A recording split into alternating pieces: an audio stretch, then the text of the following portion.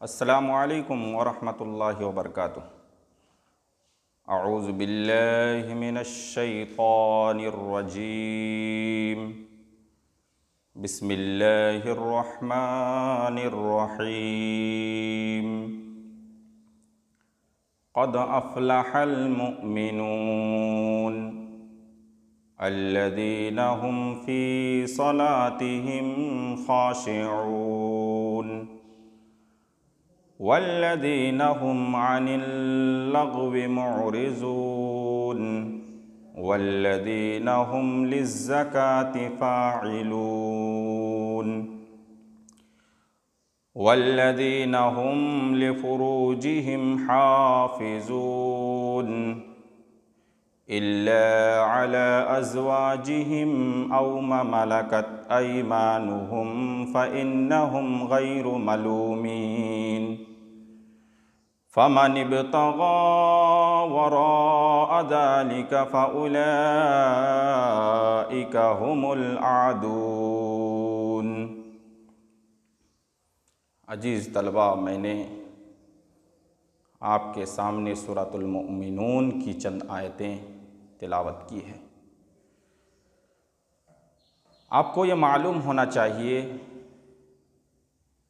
جس کتاب کو ہم پڑھنے جا رہے ہیں، اس کتاب کا نام ہے فتح القدیر الجامع بین فن الروایت والدرایت من علم التفسیر۔ اس کتاب کا مصنف اور مؤلف کون ہے؟ امام شوکانی رحمۃ اللہ علیہ، جن کا نام و نسب اس طرح سے ہے: محمد بن علی بن محمد بن عبداللہ الشوکانی الصنعانی۔ آپ کا لقب شوکانی ہے، شوکان کی طرف نسبت کرتے ہوئے۔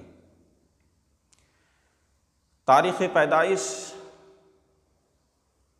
28 ذی قعدہ 1173 ہجری بروز سوموار دوپہر کے وقت پیدا ہوئی۔ علمی زندگی امام شوکانی رحمۃ اللہ علیہ پہلے زیدی مذہب پر تھے، لیکن بعد ازاں تقلیدی جمود سے نکل کر آپ نے خالص کتاب و سنت کو استنباط مسائل کا مرجع بنا لیا۔ آپ نے علوم قرآن، علوم حدیث، علم فقہ، علم اصول فقہ، اجتہاد، استنباط کے طریقے سیکھے۔ بالآخر آپ ایک مجتہد کی شکل میں پوری دنیا پر چھا گئے، اور آپ ان لوگوں کی فہرست میں آ گئے جنہوں نے تجدید سنت اور احیاء دین کی خاطر انتھک کوششیں کی۔ یہ بات واضح رہے کہ آپ کی عمر اس وقت 30 سال تقریباً تھی۔ یہ بات بہت مشہور ہے کہ کسی وجہ سے کوئی انسان فیمس اور مشہور ہو جاتا ہے، تو اسی طرح سے علامہ شوکانی رحمۃ اللہ علیہ جس مسئلے کے تحت مشہور ہوئے یا آپ کی شہرت ہوئی، اس کی وجہ یہ تھی کہ 4 صدی ہجری کے بعد ایسا تقلیدی دور شروع ہوا جس نے امت اسلامیہ کو زنگ آلود کر دیا، اور لوگ جہالت کی طرف دھکیل دیے گئے۔ انہیں کسی امام کا مقلد بنا دیا گیا اور پیروکار بنا دیا گیا۔ آپ ایسے حالات میں ایک رسالہ لکھا جس کا نام ہے القول المفید فی ادلۃ الاجتہاد والتقلید۔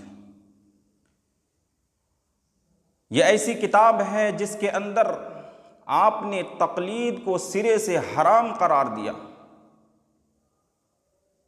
اور بہت سارے لوگوں کو جو خصوصی طور پر بدعتی تھے، مقلدین تھے، خرافاتی تھے، انہیں مرچی لگی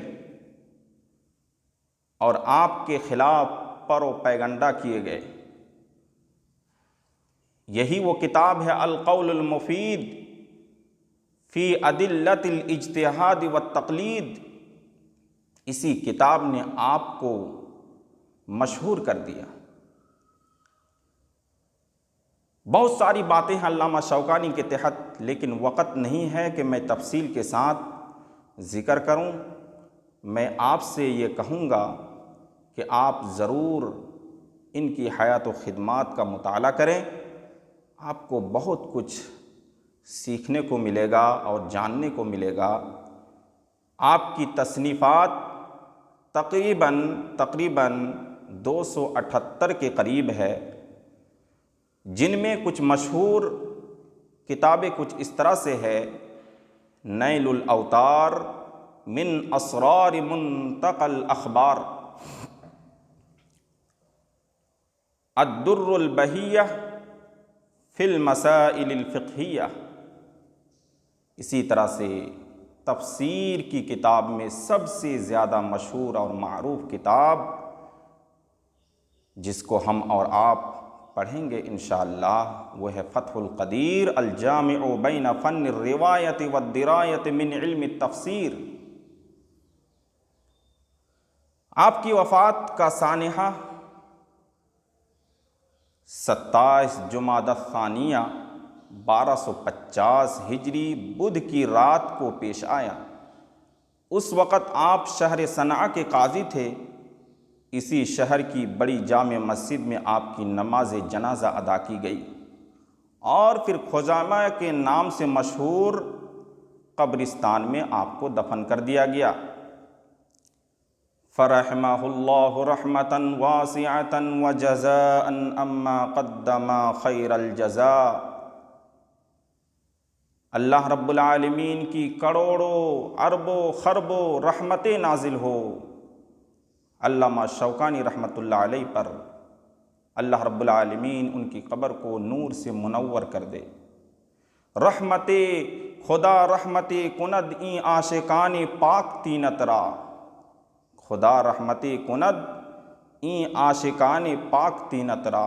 اللہ ان کی روح کو آرام اور سکون اور اطمینان بخشے، آمین۔ تو اب آئیے سورۃ المؤمنون کی تفسیر انشاءاللہ پڑھیں گے۔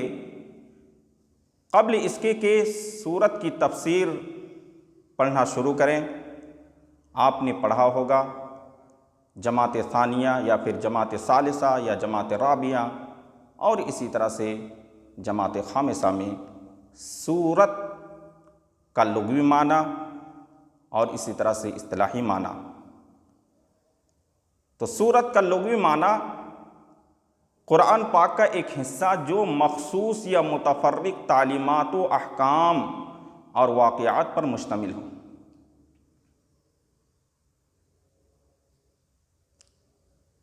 اسی طرح سے دوسرا معنی کیا جاتا ہے لمبی اور خوبصورت عمارت۔ ایک تیسرا معنی بھی سورت کا کیا گیا ہے دیوار کا ایک ردہ۔ اسی طرح سے سورت کا ایک چوتھا معنی کیا گیا ہے عمارت کی ایک منزل۔ پانچواں معنی بھی سورت کا کیا گیا ہے بلند رتبہ۔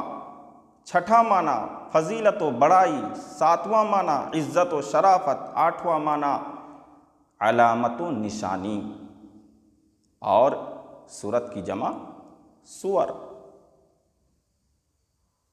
اور آپ نے جماعت خامسہ کے اندر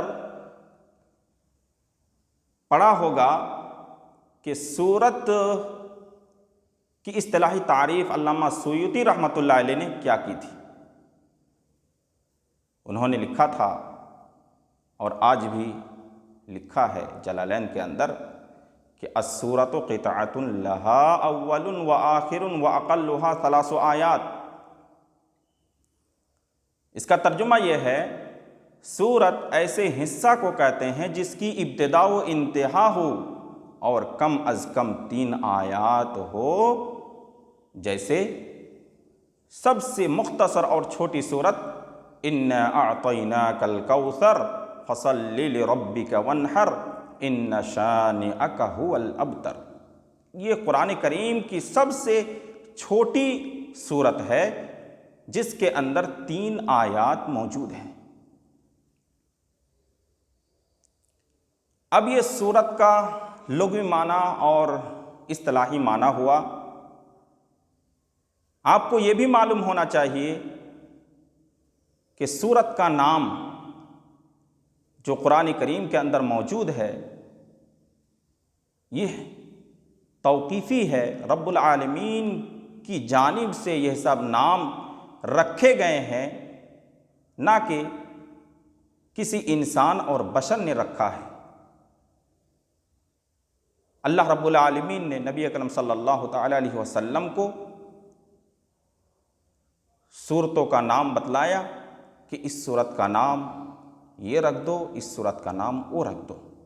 تو یہ توقیفی ہے، اس کے اندر ہیر پھیر یا بدلاؤ نہیں لا سکتے، الا یہ کہ اللہ کے نبی صلی اللہ تعالی علیہ وسلم کی جانب سے کوئی ایسی حدیث ہو جس میں کسی سورت کا دوسرا نام بھی ذکر کیا گیا ہو۔ اس طرح سے کئی ایک صورتیں ہیں جن کا نام الگ الگ ہے، یعنی ایک سورت کا کئی ایک نام بھی ہے۔ یہ بات اپنے دل و دماغ میں اچھی طرح سے بیٹھا لیں کہ تمام سورہائے کے نام ان میں موجود کسی بھی ایک آیت مبارکہ سے اخذ کیے گئے ہیں، یعنی سورت کا نام جو رکھا جاتا ہے اس سورت کے اندر کوئی ایسی آیت ہے جس کے اندر اس سورت کا نام ذکر کیا گیا ہے۔ تو ہم سورۃ المؤمنون پڑھ رہے ہیں، اللہ رب العالمین نے اس سورت کی پہلی آیت کے اندر ارشاد فرمایا قد افلح المؤمنون، قد افلح المؤمنون۔ اسی نام سے اس سورت کا نام رکھا گیا، یعنی قد افلح المؤمنون، مؤمنون سے اس سورت کا نام رکھا گیا۔ بہرحال یہ بات جو ہے سورہ کے تعلق سے ہوئی۔ اب آئیے دیکھتے ہیں کہ فتح القدیر الجامع بین فن الروایت والدرایت من علم التفسیر کا مطلب کیا ہوگا، معنی کیا ہوگا؟ تو فتح القدیر کا ترجمہ یہ ہوگا اور مطلب یہ ہوگا، فتح القدیر علم تفسیر کی ایک ایسی کتاب ہے، فتح القدیر علم تفسیر کی ایک ایسی کتاب ہے جو روایت اور درایت کے فنون پر مشتمل ہے، یعنی اس کتاب کے اندر روایت اور درایت کا ذکر ہے جو کہ نہایت ہی جامع اور معنی تفسیر ہے۔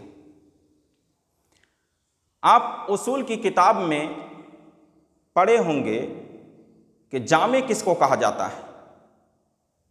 جامع ان احادیث کی کتابوں کو کہا جاتا ہے جس کے اندر 8 طرح کی احادیث موجود ہو۔ نمبر 1،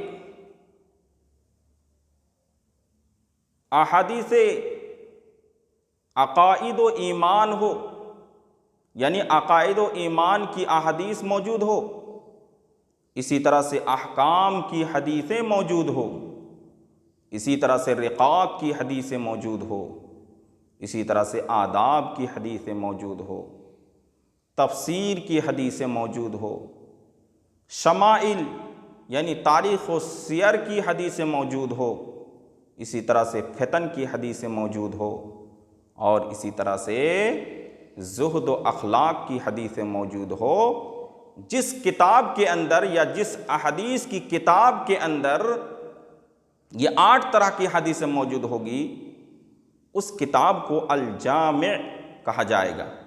جس طرح سے احادیث کی کتابوں میں سب سے جامع اور مانی کتاب صحیح البخاری، تو اس کتاب کو جامع کہا جاتا ہے۔ اسی طرح سے صحیح مسلم کو بھی جامع کہا جاتا ہے۔ اسی طرح سے جامع ترمذی یعنی ترمذی کو بھی جامع کہا جاتا ہے۔ کیوں؟ اس لیے کہ ان احادیث کی کتاب کے اندر 8 طرح کی احادیثیں موجود ہیں۔ یہ ہوئی جامع کے تعلق سے بحث۔ اور روایت اللہ کے نبی صلی اللہ تعالی علیہ وسلم کے اقوال افعال جس کے اندر موجود ہو اسے روایت کہتے ہیں۔ اور اسی طرح سے درایت، اللہ کے نبی صلی اللہ تعالی علیہ وسلم تک جو حدیث پہنچ رہی ہے، سند کے تعلق سے گفتگو ہو، رجال کے تعلق سے گفتگو ہو کہ سند صحیح ہے یا نہیں ہے، روات ثقہ ہیں یا نہیں ہیں، الحمدللہ ثم الحمدللہ فتح القدیر کے اندر اس طرح کی حدیث اور اس طرح کی روایت موجود ہے۔ آپ پڑھیں گے تب آپ کو اندازہ لگے گا۔ تو آئیے تفسیر سورۃ المؤمنون یعنی سورۃ المؤمنون کی تفسیر ہم پڑھنے جا رہے ہیں۔ آپ کو ایک بات اور بتلا دوں، آپ جانتے ہیں مضاف مضاف الیہ کا قاعدہ کہ مضاف کا اعراب کچھ بھی ہو سکتا ہے، پیش بھی آ سکتا ہے، زبر بھی آ سکتا ہے، زیر بھی آ سکتا ہے مضاف پر، لیکن مضاف الیہ حالت جری میں ہوتا ہے۔ یہاں پر اگر دیکھا جائے تو سورۃ المؤمنین ہونا چاہیے، سورۃ المنافقین ہونا چاہیے، لیکن اس جگہ سورۃ المؤمنون کہا اور 28ویں پارے کے اندر سورۃ المنافقون۔ اس کا مطلب یہ ہے یہ توقیفی ہے، اس کے اندر ہیر پھیر بدلاؤ چینجنگ کسی طرح کا نہیں کیا ہے۔ جو نام اللہ رب العالمین نے رکھا وہی نام سے سورت کا نام ذکر کیا۔ پہلی عبارت دیکھیے، ہیا مکیۃ بلا خلاف، سورۃ المؤمنون بغیر کسی اختلاف کے یہ مکی صورت ہے۔ قال القرطبی کلھا مکیۃ فی قول الجمیع، پوری صورت مکی ہے،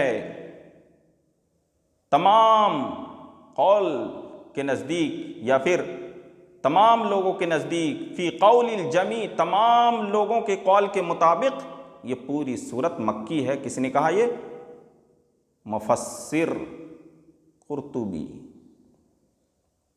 وآیاتها 119 آیہ، اور اس کے اندر یعنی اس صورت کے اندر 119 آیت ہے۔ اور یہ کس کے نزدیک ہے؟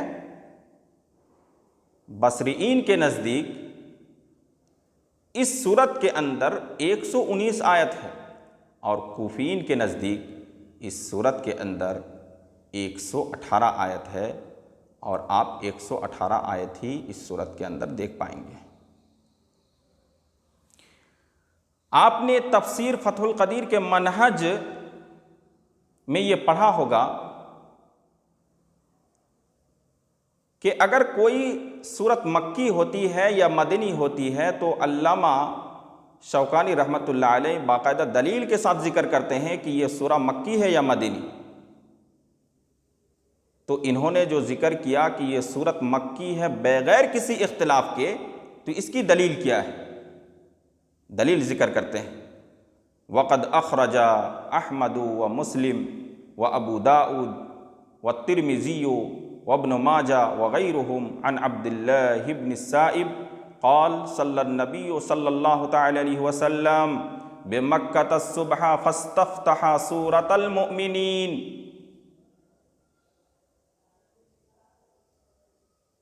احمد، مسلم، ابو داؤد، ترمذی، ابن ماجہ اور ان کے علاوہ دوسری کتابوں کے اندر ہے کہ عبداللہ ابن سائب کہتے ہیں کہ اللہ کے نبی صلی اللہ تعالی علیہ وسلم سورۃ المؤمنون کی تلاوت شروع کی مکہ مکرمہ کے اندر، اور یہ صبح کی نماز آپ پڑھا رہے تھے۔ حتی اذا جاء ذکر موسیٰ و ہارون، یہاں تک کہ جب حضرت موسیٰ اور ہارون کا ذکر آیا، جو آیت نمبر 45 سے آیت نمبر 49 تک ان دونوں کا ذکر ہے۔ او ذکر عیسیٰ اخذتہ صعلۃ، تو آپ صلی اللہ تعالی علیہ وسلم کو کھانسی آ گئی، یا پھر یہ کہا موسیٰ کا ذکر آیا یا پھر حضرت عیسیٰ علیہ السلام کا ذکر آیا، یعنی موسیٰ اور ہارون کے بعد حضرت عیسیٰ علیہ السلام کا ذکر آتا ہے آیت نمبر 50 سے۔ تو آپ مکہ کے اندر یعنی ہجرت سے پہلے آپ صلی اللہ تعالی علیہ وسلم نے اس سورت کی تلاوت کی، تو پتہ یہ چلا کہ جب ہجرت سے پہلے آپ نے اس سورت کی تلاوت کی تو گویا کہ یہ سورت مکی ہے۔ فرکع، جب آپ کو کھانسی آ گئی تو آپ رکوع میں چلے گئے۔ وأخرج البیہقی من حدیث انس عن النبی صلی اللہ تعالی علیہ وسلم انہ قال لما خلق اللہ الجنت قال لها، جب اللہ رب العالمین نے جنت کو پیدا کیا تو اس سے کہا تکلمی، ذرا تم گفتگو کرو، کچھ تو بتاؤ۔ فقالت، جنت نے کہا قد افلح المؤمنون، مومن لوگ کامیاب ہو گئے، چھٹکارا پا گئے۔ وَأَخْرَجَهُ أَيْضًا ابن عدی والحاکم وأخرج الطبرانی فی السنة وابن مردوی من حدیث ابن عباس مثلہ، ابن عباس کی حدیث بھی سیم ایسے ہی ہے، مثلہ اور نحوہ آپ لوگ جانتے ہوں گے۔ وقد ورد فی فضائل العشر الآیۃ من اول هذه السورة ما سیأتی قریبا، قد افلح المؤمنون سے لے کر کے اولئک هم الوارثون، یعنی آیت نمبر 1 سے لے کر آیت نمبر 10 تک کی فضیلت کچھ بیان کی گئی ہے اس سورت کی۔ علامہ شوکانی رحمۃ اللہ علیہ نے کہا کہ 10 آیت کی فضیلت ہے، عن قریب جو ہے آگے اس کا بیان آ رہا ہے۔ اور آپ نے منہج میں پڑھا ہوگا